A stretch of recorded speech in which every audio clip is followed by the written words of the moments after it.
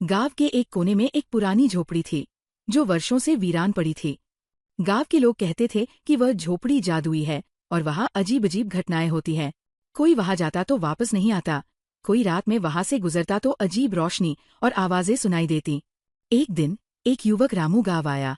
वह एक अच्छा रसोइया था और अपना खुद का ढाबा खोलना चाहता था। उसे कोई अच्छी जगह नहीं मिल रही थी, तो उसने सोचा क्यों न उस वीरान झोपड़ी को ही ठीक कर लिया जाए। गांव वालों ने उसे बहुत मना किया, पर रामू हिम्मती था। रामू ने झोपड़ी को साफ किया, वहां एक चूल्हा लगाया और खाना बनाना शुरू कर दिया। पहले दिन ही अजीब घटना हुई। जैसे ही उसने पहला परांठा तवा पर डाला, हवा में सुगंध फैल गई और अचानक झोपड़ी में हल्की रोशनी चमकने लगी।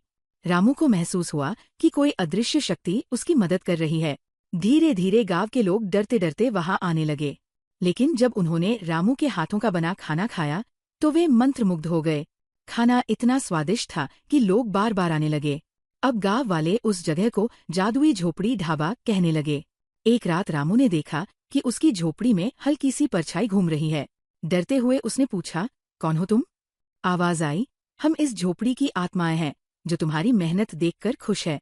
इस झोपड़ी में कभी एक गरीब महिला रहती थी जो सबको प्यार से खिलाती थी, लेकिन एक दिन वो भूख से मर गई।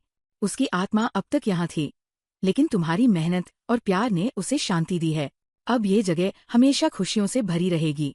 रामू भावुक हो गया और उस दिन से रोज रात ढाबे में कुछ खाना जरूरतमंदों के लिए छोड़ने लगा। कहते हैं कि वो खाना कभी सड़ता नहीं था, मानो कोई अदृश्य शक्ति उसे ग्रहण कर लेती हो। यही कारण था कि जादुई झोपड़ी ढाबा पूरे गांव में मशहूर हो गया और वहां बना हर भोजन लोगों के दिलों को छू जाता था।